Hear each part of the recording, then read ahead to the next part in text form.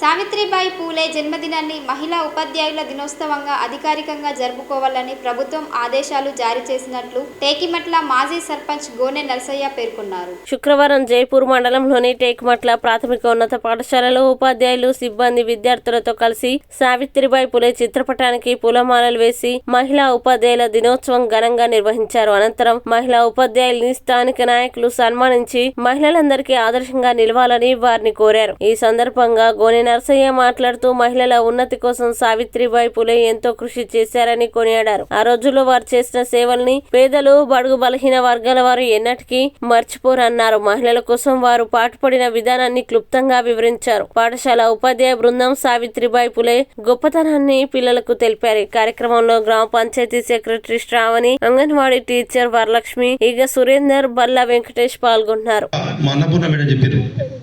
భర్త చనిపోతే గుండు గీసుకొని తెల్లటి వస్త్రాలు ధరించి ఉప్పుడి అన్నం తినుకుంటూ తనను చాలించాలి. ఇట్లాంటి పరిస్థితులు ఉన్నటువంటి సమాజాన్ని 1831 3 తారీఖు నాడు మహారాష్ట్రలోని సతారా జిల్లాలో ఈ మహిళల కోసం, మహిళల ఉన్నతి కోసం జన్మించిన మహా గొప్ప వ్యక్తే మన సావిత్రిబాయి పూలే. వాళ్ళ జన్మే కారణం.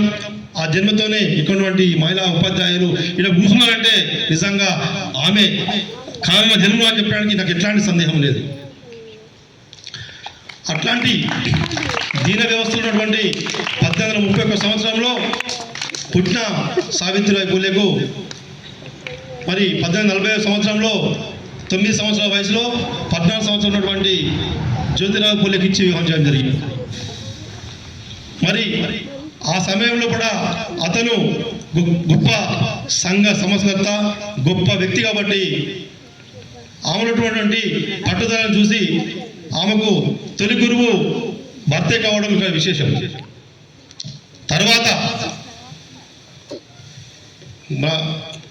నేర్పించినటువంటి చదువు నేర్చుకున్నటువంటి ఆమె అంచెలంచెలుగా ఎదుగుతూ టీచర్ ట్రైనింగ్ చేసి ఒక ఉపాధ్యాయులుగా మారడం జరిగింది.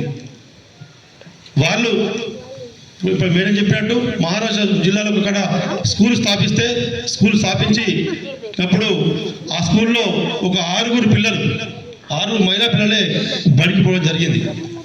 మరి ఈ మహిళా విద్యని ప్రోత్సహిస్తే, మహిళలు చదువుకుంటే, తెలివి వస్తే వాళ్ళు ఎంతో అరాచకాలం ఉండి ఈ దేశం ఖరాబ్ అవుతుందని చెప్పేసి అప్పుడు బ్రాహ్మణ సమాజం దీన్ని వ్యతిరేకించింది. అయినా పట్టుదల పెంచుకొని రోజుకు స్కూల్ పోతూ ఉంటే ఆమె మీద బురద నీళ్ళు చల్లడం, పెండ నీళ్ళు చల్లడం, రాళ్ళతో కుట్టడం ఇవన్నీ భరించి ఆమెకు మాట్లాడుతుండే, అన్నలారా మీరు నన్ను కొడుతున్నారు కానీ మీ చెల్లెలకు నేను చదువు చెప్పడానికి వద్దున్నా అని చెప్పుకుంటూ మీరు కొట్టే ఈ పెండ నీళ్ళు, ఈ రాళ్ళు నాకు పొలితో సమానం చెప్పేసి ఆమె రోజు స్కూల్ పోయి బడి చెప్పొచ్చేది. పోతూ ఉంటే ఆ బ్యాగులో ఒక చీర, ఒక జాకెట్ పెట్టుకొని అది వెనక అది మార్చుకొని చదువు చెప్పొచ్చే సందర్భం. ఇట్లా వినదు అని చెప్పేసి ఇక్కడ బ్రాహ్మణులు ఈమెని ఎక్కడ పులి స్టాప్ చెప్పాలని చెప్పేసి తండ్రి దగ్గర పోయి మీ బిడ్డ ఇలా మహిళలకు బడి చెప్తున్నది, మహిళలకు బడి చెప్పడం, మహిళలకి చెప్పడం ఇది అరాచకం, ఇది హిందూ ధర్మం ఒప్పుకోదు అని చెప్పేసి అలా తండ్రికి వార్నింగ్ ఇస్తారు.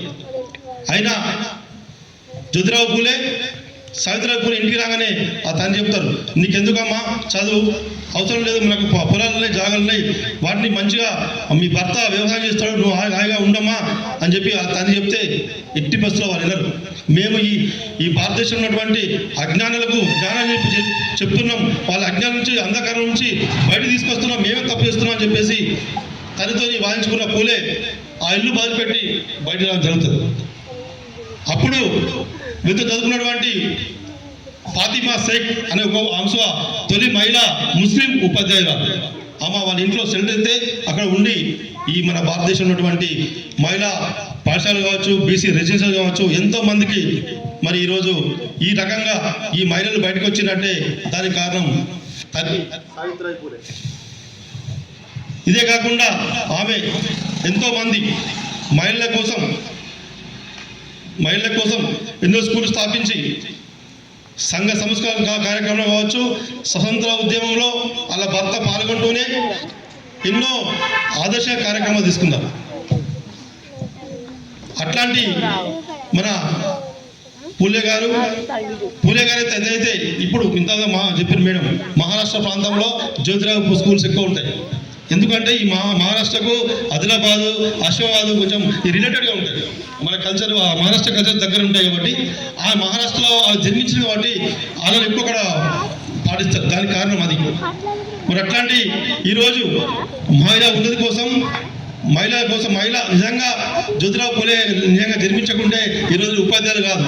మరి ఇంకొక గొప్ప విషయం ఏంటంటే ఆమె భారతదేశ తొలి మహిళా ఉపాధ్యాయులు అయినప్పటికీ ఆమె చదువు మొత్తం పెళ్ళేదంగానే జరిగింది. అంటే భర్త ఎంకరేజ్మెంట్. ఈ చాలామంది ఈ రోజుల్లో నేను చూస్తూ ఉన్నాం, పెళ్ళైన తర్వాత చాలామంది ఆడవాళ్ళని భర్తలు చదివించి ఉద్యోగస్తులు చేస్తున్నారు. ఇప్పుడు స్టార్ట్ అయింది. దానికి మరి జ్యోతిరావు పూలే కారణం కావచ్చు. అదేవిధంగా ఆమె ఇంకొక పని చేశారు, ఇంటర్ క్యాస్ట్ మ్యారేజ్ని వాళ్ళే అప్పుడు ఆ రోజుల్లో వాళ్ళు చేశారు. యశ్రాంతరావు అనే ఒక రైతు దగ్గర ఒక యజమాని దగ్గర అటువంటి పనిచేసేటువంటి ఒక అమ్మకు వాడు అన్యాయం చేస్తే అలా చేరదీసి అతనికి కొడుకు పుడితే ఆ కొత్త కొడుకుని మీరు దత్త తీసుకొని యశ్రాంతరావు అనే పేరు పెట్టి అతను బ్రాహ్మణ అయినప్పటికీ ఒక ఎస్సీ వాళ్ళ అమ్మాయిని పెళ్లి చేసి ఆ రోజే వాళ్ళు ఇంటర్ క్యాస్ట్ మ్యారేజ్కి నాంది పలికిండ్రు. అంటే ఎక్కడ చూసుకున్నా వాళ్ళ జీవితం మనకు ఆదర్శం. ఎక్కడ చూసుకున్న వాళ్ళ అనుభవాలు కనబడుతున్నారు. ఎప్పుడో 1831 సంవత్సరం ఇప్పుడు ఇక్కడ అంటే వాళ్ళు వేసిన మొక్క ఈరోజు పెద్దగా వటారు విషయమై ఈరోజు ఏంటంటే అదొక గొప్పతనం. కాబట్టి ఈరోజు ఆమెని కోసం 4 ముచ్చట్లు మాట్లాడుకోవడం నాకు చాలా సంతోషంగా ఉంది. ముఖ్యంగా అందరూ మహిళా ఉపాధ్యాయులు కాబట్టి మా మహిళలను ప్రోత్సహించండి, పిల్లల్ని ప్రోత్సహించండి.